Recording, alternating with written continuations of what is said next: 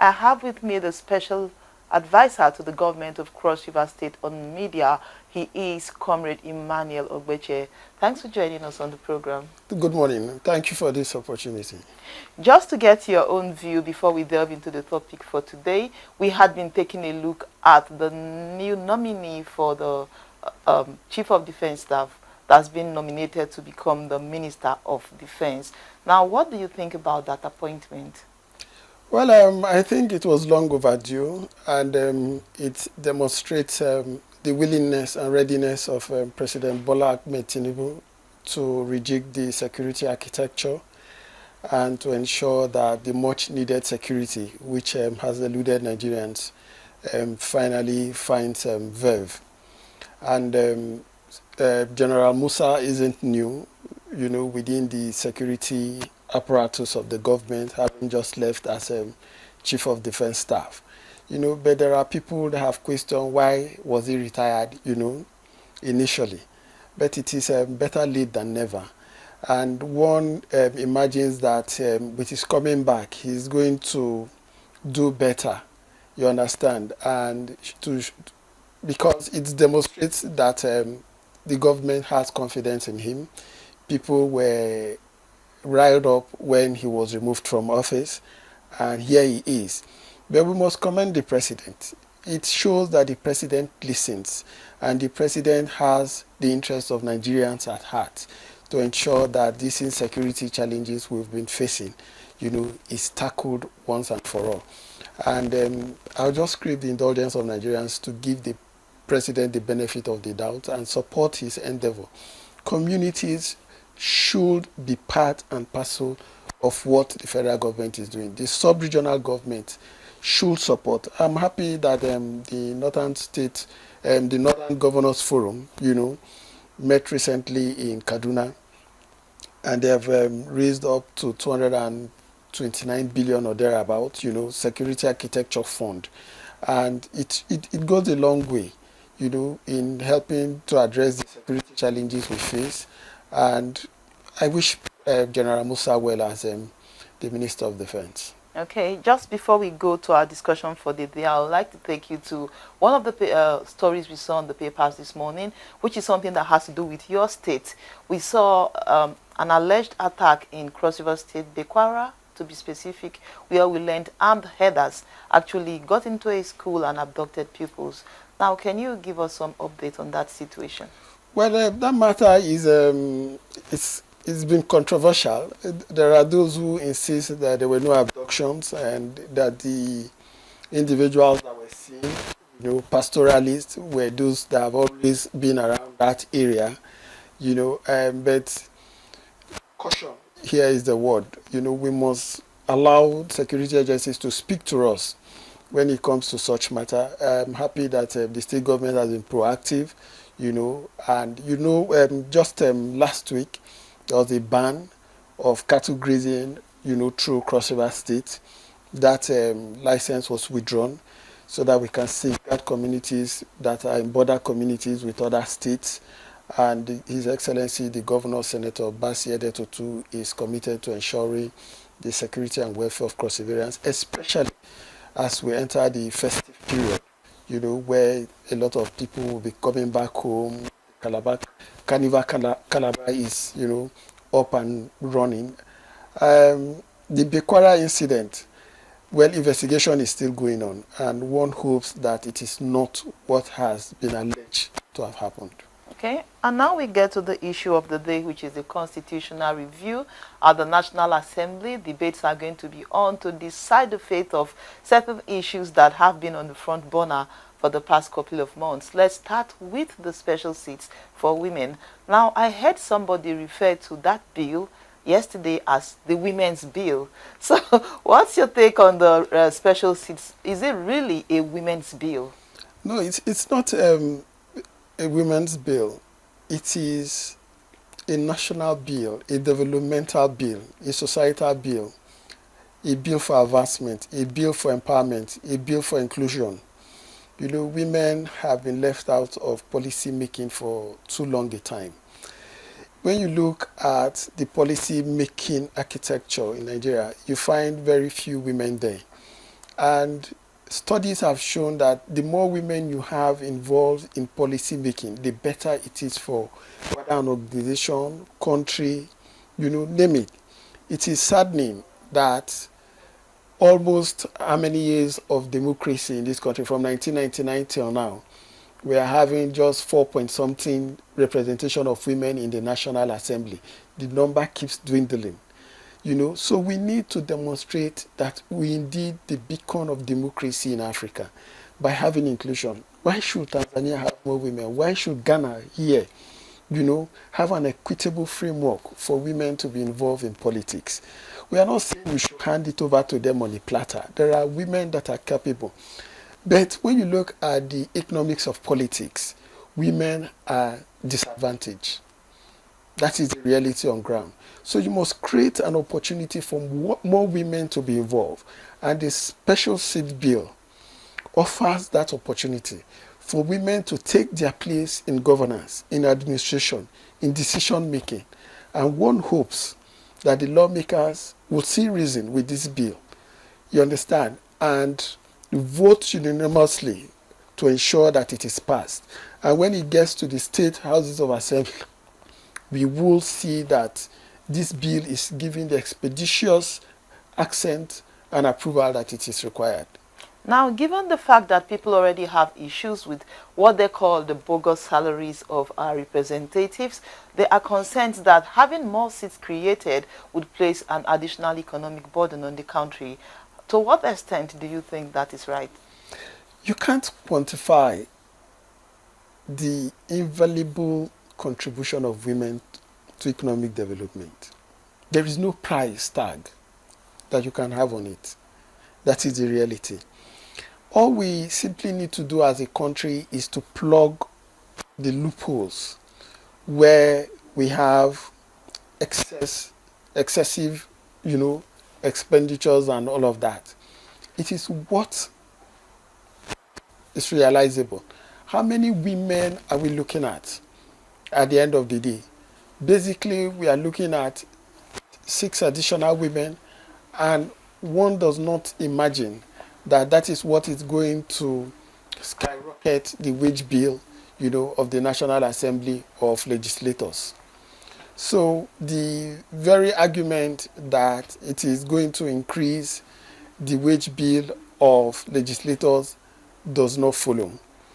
You understand? So we hope that legislators will do good by the Nigerian women, will do good by our country by unanimously voting for this bill. Again, there have been some arguments about the proactiveness or the results we've gotten from the women we have presently at the National Assembly. Now, would you say that generally we haven't seen enough robust participation of the women we have currently at the National Assembly? The women are overwhelmed. That is the truth. How many women are there in the Senate? They have 4 out of 109. You understand? So their voices will be drowned out. How many of them are chairmen of relevant committees? You go to the House of Reps, it's the same thing that we have. We need to have a situation where women will have confidence, women will have people that they can cooperate with. Most times women are shut out. We have a clear case of the senator that has been having, running battles with the leadership of the National Assembly. But that is not an excuse. We require more women so that they can build synergy and present a common front on issues of national interest and as it concerns women. Okay. Now, we have had this type of debates in the past. We have had this type of agitations in the past, and it did not see the light of day. What do you think has been done differently this time to enable this particular bill see the light of day? I must give credence to civil society organizations. I must give credence to the Deputy Speaker of the House of Representatives, Right Honorable Benjamin Kalu, because he's been at the forefront of this bill. And there's been several engagements, unlike in the past. You understand? The articulation has been with clarity, and there has not been a let-up in terms of advocacy, in terms of sensitization, and in terms of placing the issue on the front burner of national discourse. I think that is what has changed. There's a lot of commitment. There's a lot of verve. There's a lot of push. Every segment every ground has been covered. Everybody that needed to be spoken to have been engaged with. The political class, traditional, rulers, civil society, government officials, the elite from across board, public and private, have been engaged in the agitation this time around, unlike in the past. This isn't about taking to the streets like we saw the last time. This is about holding boardroom meetings. This is about holding strategic meetings, stakeholders engagement. You understand? Taking to the streets may look populist, but it will not give you the buy-in that is required. And I think that is the difference in this regard. Okay, given the commendation you've made just now, before now, the opinion of women in Nigeria have been a bunch of noisemakers, troublesome people, women cannot support each other, women cannot come together to achieve anything. Has this new approach done anything to change your opinion of the Nigerian women? Well, I haven't been of that opinion that women are noisemakers. I believe women are builders. All you need to do is to give them the required support. Women have been at the forefront of agitation in this country right before independence. We've had women that have led riots. The Aba Women riot, a woman was at the helm of that riot. We've had women that have been agitators, advocates, for inclusion, for equity, for a society that works. You understand? All you require to do is to give direction and give them the opportunity. So for those who hold that opinion that women are noisemakers and are of no good, I think they missed the point. And I do not share in that sentiment. Now, this is coming also within the 16 days of activism to end gender-based violence. The agitations for ending gender-based violence have been on year after year, and progress, I would say, has been very slow and minimal. Now, what do you see assent to this bill doing to change the face of the war against gender-based violence in Nigeria? Well, I think it will send a clear message to those involved in GBV that women are rising. Times have changed. And I must give kudos to states that, like Lagos State in particular, and Ekiti, that have been at the forefront of ensuring that perpetrators of sexual and gender-based violence are punished. You understand? And I know that the NAPTIP leadership has been doing quite a lot. And we've seen several publications in this regard of people that have been sent to jail. There is a sex offenders register in Lagos and in Ekiti. All we need to do is for other states to emulate what is happening. There is no reason any human, for that matter, a woman should be degraded, should be treated badly, simply because you're in a relationship, spousal or otherwise. You get it? So this bill also sends a message that women are not to be toyed with. And one hopes that when this bill eventually becomes an act of the Parliament, of the National Assembly, women will rise up and justify all the effort, all the endeavor, all the energy that has been put in bringing it to fruition. Okay. Talking about prosecution, I'll take you up on Cross River State. Of course, you are a spokesperson in Cross River State. We had it in the papers that the Commissioner for Women Affairs had said that there were about 800 cases reported, out of which we had just 5 prosecutions that have been achieved in Cross River State. Why would you think that the figure for prosecution is that low? Well, there are a number of factors.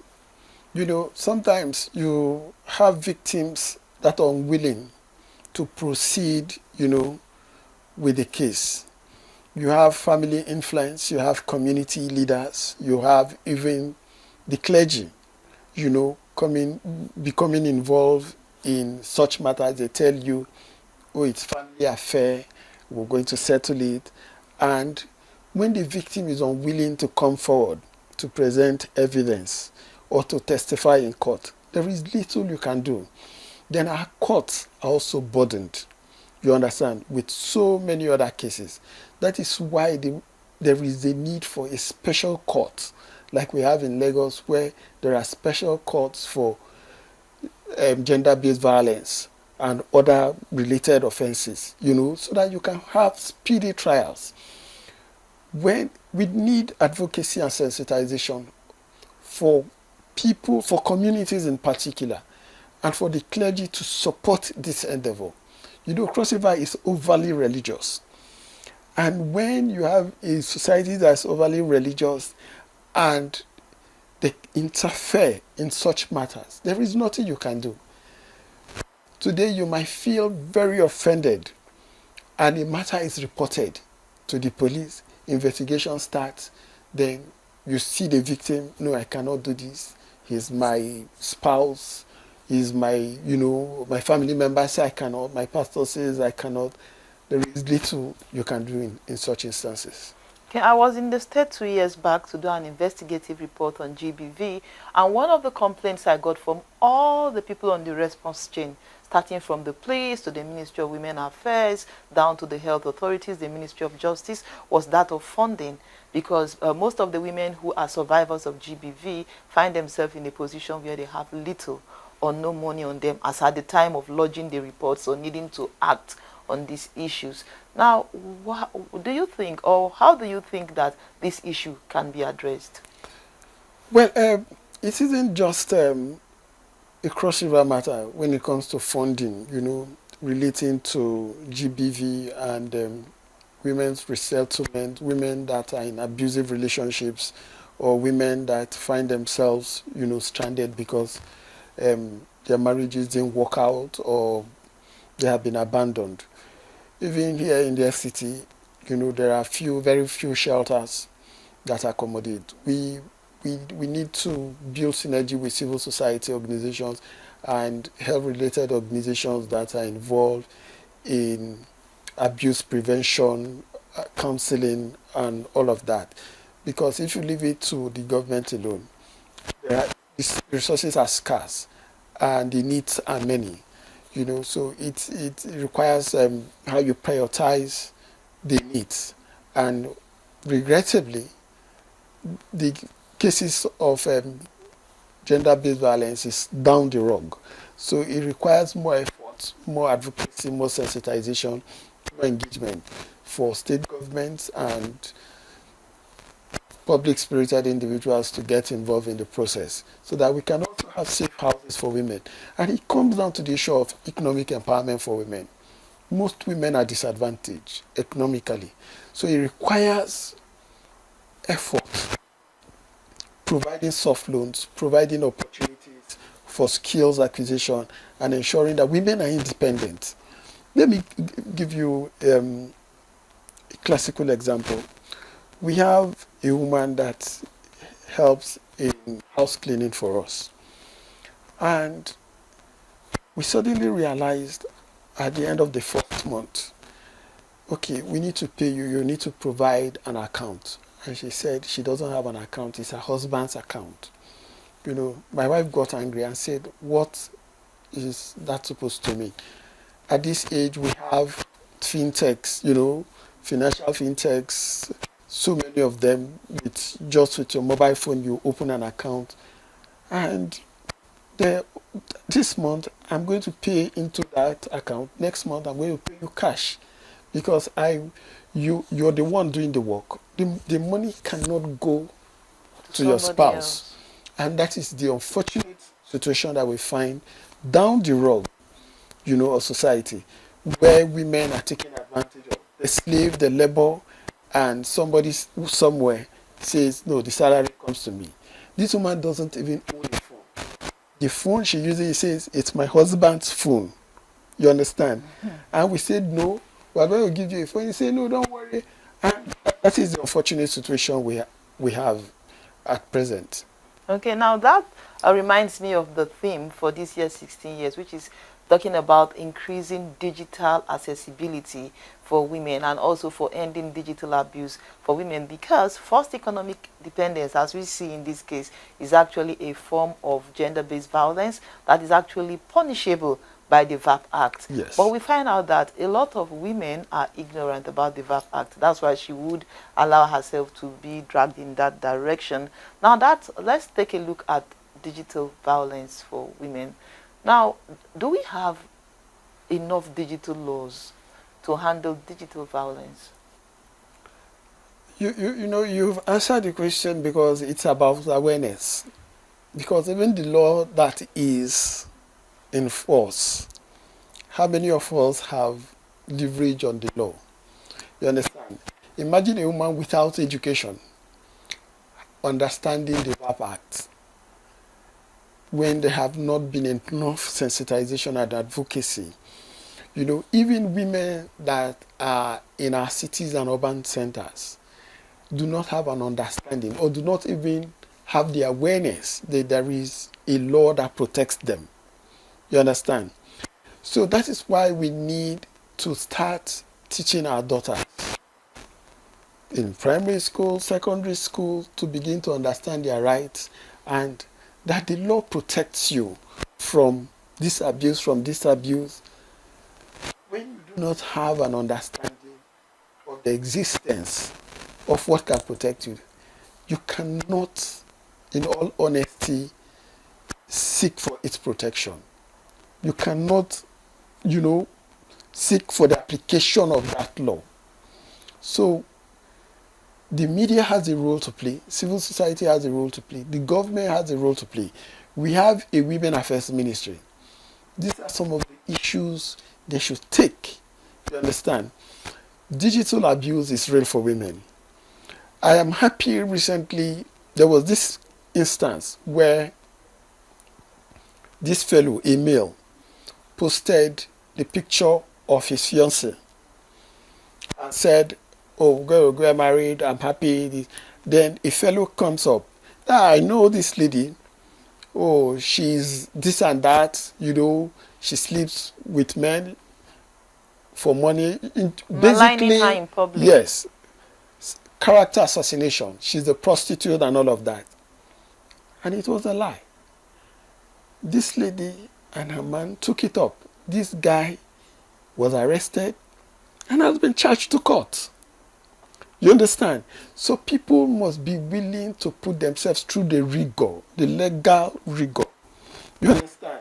You must be willing to endure the limelight, however unsavory it is. You understand? You cannot, we have revenge porn. It is punishable by law. So if you do not take the advantage and you hide in shame, you know, it takes the courage of one individual to set a chain, you know, to galvanize other people to take advantage. You understand? Now, because of this lady that has done that, others will follow. Mm-hmm. And let me also say that GBV is gender neutral. I hope you know. Absolutely. Because there was a case of this lady that accused a music star of rape. And it was a lie. She has been arrested. After she ran away from her husband's house, she was tracked down, she was arrested, and has been arraigned. These are the sort of things we need to do to teach people a lesson and to demonstrate that you have a law that protects you against digital abuse. Thank you so much, comrade. And now we are going to begin on the break. Of course, you have been still watching the Morning Express on ADBN. We have taken a look at the issue of reserved seats for women, the constitutional amendment that is expected to put that into place. We'll take a break now. When we are back, we will be considering other constitutional review issues, and of course my guest has been the special advisor media to the governor of Cross River State. He was also the former chairman of the NUJ, Nigerian Union of Journalists, here in Abuja. Now, over the years there has been agitation for additional states, and of course Cross River State, of which you are a representative, is one of such states where they are expecting, in fact, what do I call it, do I call it, fervently anticipating a new state to be created. But we have divergent views on the necessity for state creation. So from your perspective, do we really need new states in Nigeria? Well, it's neither here nor there, should be told. First, let me talk about Ugoja State. Ugoja State is long overdue. It is the only province that has not had a state. Ugoja State is the oldest province in Nigeria that has been left behind. Every other province is a state. You understand? We had Ugoja province, Afikpo, and all of that. So it is a wonder that Ugoja was bypassed in state creation, up till now. So, on the basis of Ugoja State, I would say it is about equity. But holistically, do we need more states actually? But for federal allocation, most states are fragile. They cannot meet the demands of a state in terms of governance, in terms of infrastructural delivery, in terms of human development index. When you look at the recent human development index in terms of education, health, water, you understand, that was released by StatSense, you will see that most states are fragile and cannot survive without federal allocation. But also you have to blame the operators of the Nigerian Federation, because one does not understand if this is a federal system, a quasi-federal system, or a unitary system, because all power is concentrated at the center. Even when they say power is devolved to the sub-regional governments, power is devolved to the third tier of government, you don't see it working. The president told us allocation will be sent directly to local governments. Almost more than a year after, no local government can boast that they are receiving the allocations directly. There are too many things on the exclusive lists. Now, even when they devolve powers to the sub-regions, like electricity, now you can generate, transmit, you understand, and distribute. Not up to 2 states have taken advantage of this. So you begin to wonder what sort of federation actually we are. So if we must have more states, then we must devolve in terms of resource generation, resource allocation. Today, almost all the states have their budgets in hundreds of billions. I think very few states have their next year's budget less than 500 billion. Very, very few. You understand? That means states are seeing more money. And when you look at the bulk of the revenue is from federal allocation, federation allocation. Internally generated revenue may have increased in some states, but the internally generated revenue cannot take care of 50% of the needs of such states. So what happens when you create more states? People say, oh, United States has 50, how many states? Is it 50 or 54 states in the US? But at the end of the day, the federal structure is working. Every state, California alone, is richer than half of Africa. Its budget is in trillions of dollars. You get it? What is the total GDP of Africa? Nigeria. No, of Africa as a continent. So we must look at the issue of resource allocation, resource generation. Then we will determine whether states should be created. Because most states are very fragile. Take away the federation allocation, most And states, the journey to Abuja for the sharing. and the sharing, most states will collapse. Having But said that, do we completely throw away the baby with the bathwater? Yes, states are fragile. Yes, resources are not being properly allocated and all of that. Would there be any advantages to be gained from creating the new states? well, I think for those that are promoting state creation, the argument will be yes, you know. But for those that are concerned with long-term development, the answer will be no. Because there have been even the idea of toying with sub-regional governments where we have 6 vice presidents, a president at the center, that isn't very powerful. So there have been various arguments for and against. But for me, I think it's about inclusion. It's about giving other people the opportunity to participate in governance. Because in some states here in Nigeria, simply because you're from a certain part of that state, you will never become a governor. No matter how good, no matter how capable, no matter how much capacity you have, even no matter how much resource comes from that particular area of the state.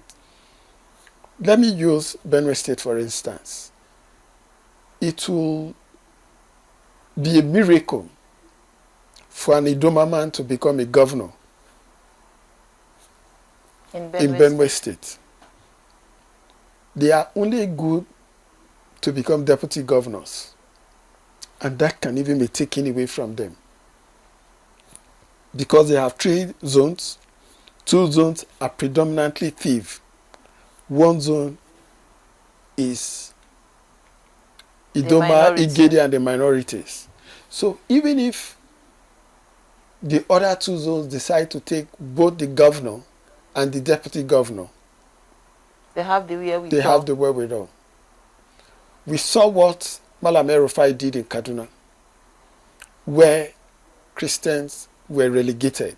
And he said, we're going to run on one religious ticket, and it will stand. So we need to rethink the whole architecture of politics. It must be one of equity and inclusion. Everybody must be given the opportunity to aspire to govern his or her state, irrespective of his or her minority status. And until that is dealt with, the agitation for state creation will continue, even if you were to create more states now. Because down the line, today's minority will become a majority in a new state, and there will be some other minority. So you must cure the mischief of non-inclusion, of non-equity. And until that is done, the agitation will persist, even if you were to create new states today.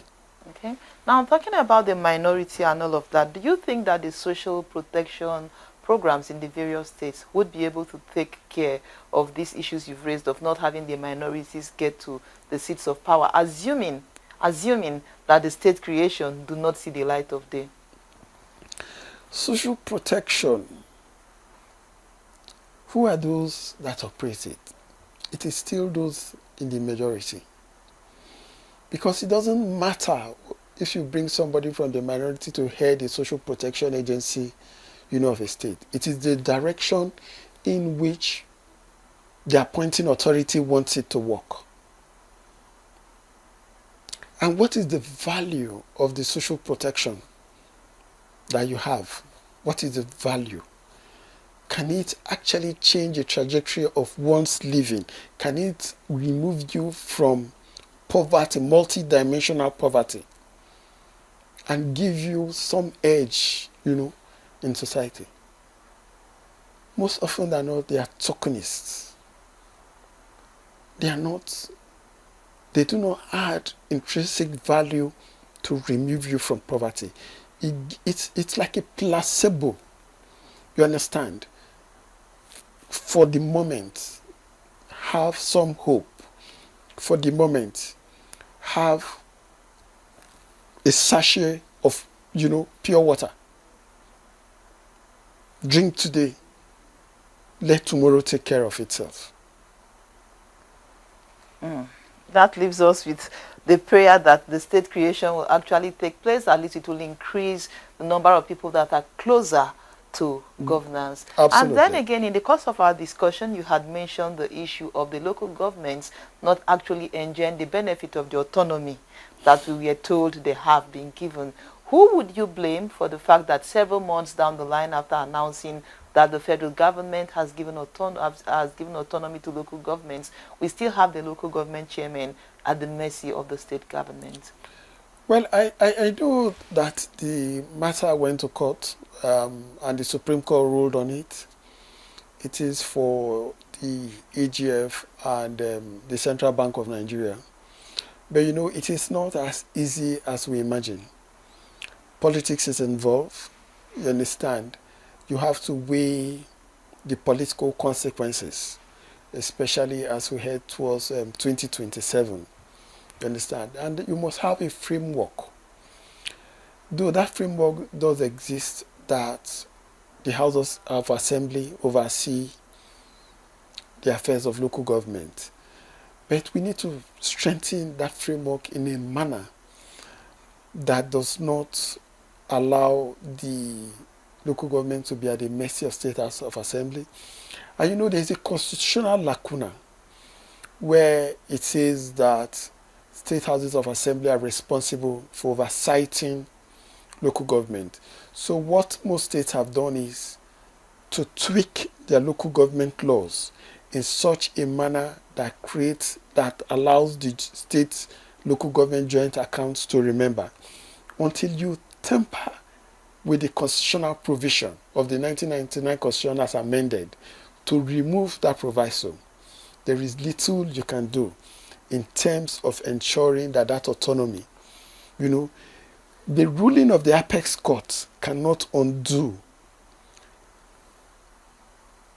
and the constitutional guarantee that is there, that state houses of assembly are responsible for oversighting local governments.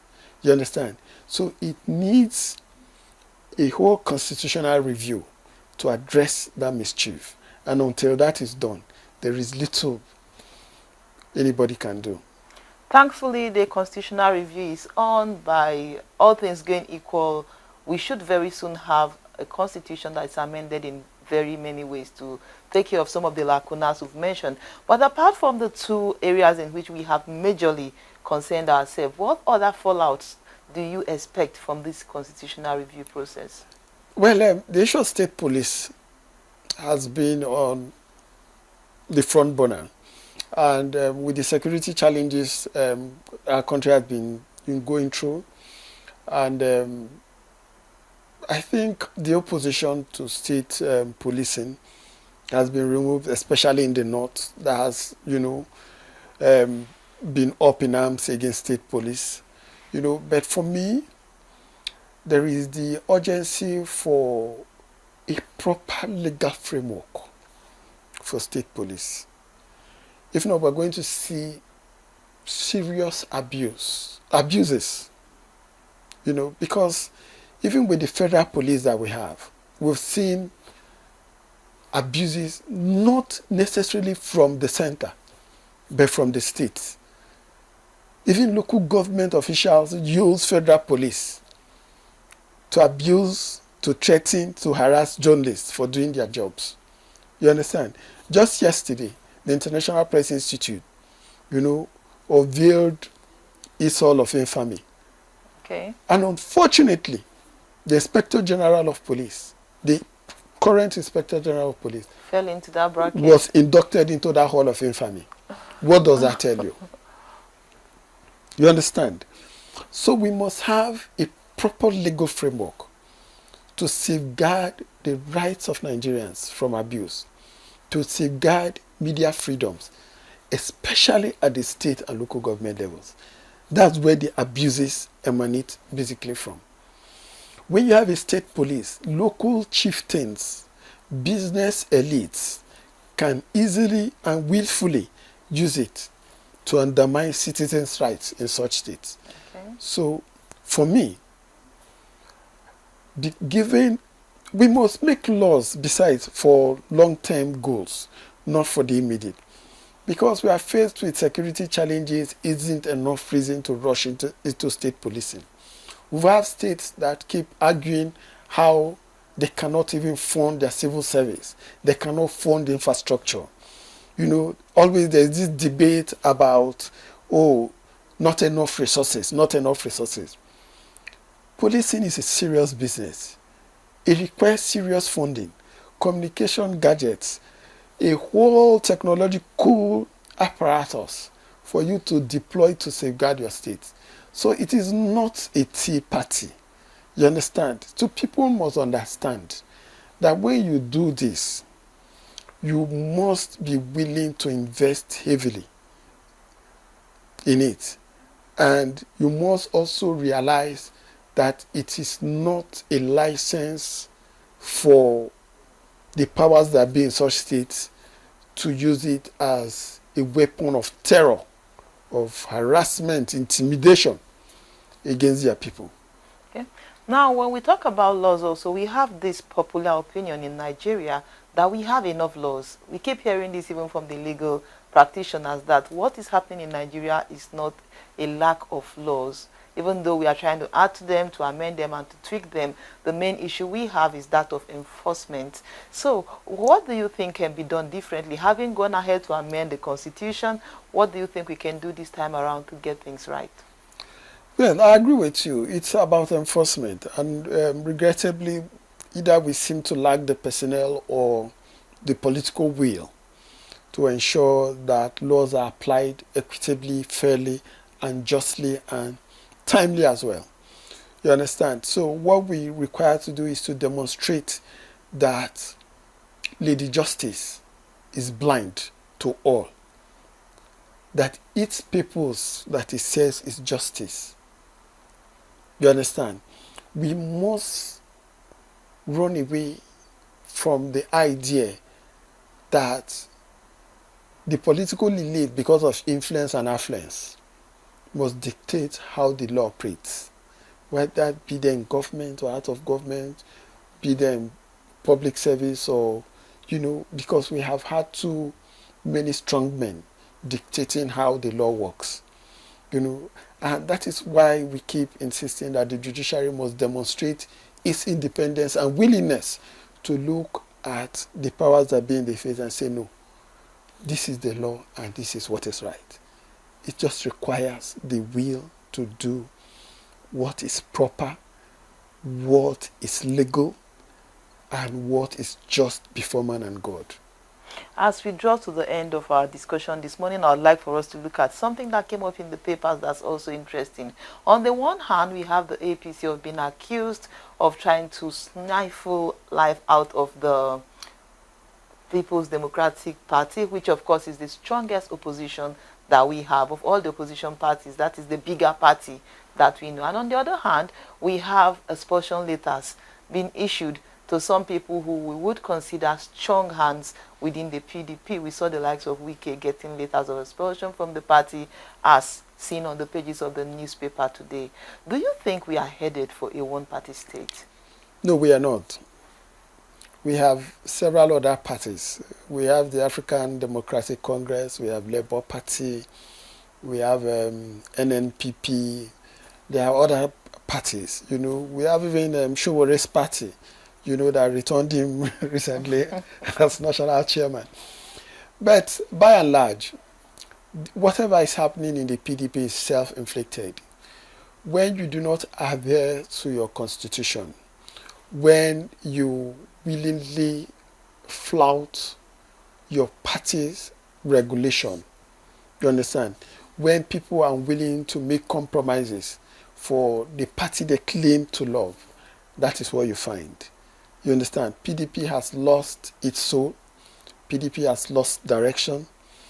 I wish them well. I hear they are trying to rebuild. Very soon they won't have any governor left on the party's platform. The Osun governor is gone. because he's resigned from the party. The Plateau governor is shopping for a viable party, to pursue his re-election bid. The Adamawa governor is as good as left. The only governor, perhaps two governors that might be left at the end of the day, is that of Oyo and Bauchi. I commend their fidelity to the PDP in spite of all the crises. But truth be told, it isn't the making of the APC that you're willing to resist the law, the attraction of the party at the center. You understand? If I were to be in office and as a politician or as, or elected official, I would be happy to welcome people into my party. You understand? I would be happy to see the opposition weaken. It is left for the opposition to resist the temptation which I offer. And those in the PDP have demonstrated that they have no fidelity to their party. And you cannot blame the APC for what is happening. We have seen a whole lot of defections in the past couple of weeks. It has been relatively one defection in the past 2-3 weeks. Now, this brings us to the issue of political ideologies. It would appear that our politicians do not have any particular ideology that they stand for. So it is easy to drop everything and jump ship when there's a little bit of boat rocking within one's political party. And constitutionally, are there not supposed to be consequences for abandoning a party under which you won a ticket or won a political office? Or is it whatever you will that goes? Will you, let me ask, be on a ship that is sinking and jeopardize your political aspiration simply because you want to demonstrate commitment? That would be foolhardy. Shouldn't there be some form of loyalty? There is loyalty when you walk by the books, when the constitutional guarantees of your party are adhered to. In the absence of that, political survival is very, very important. For you to serve your people, you need a viable vehicle. And if the vehicle is not viable, is rickety, and has defied all mechanical efforts to fix it, what do? You either buy a new vehicle or you hire one that will take you to where you wish to be. This isn't about ideology.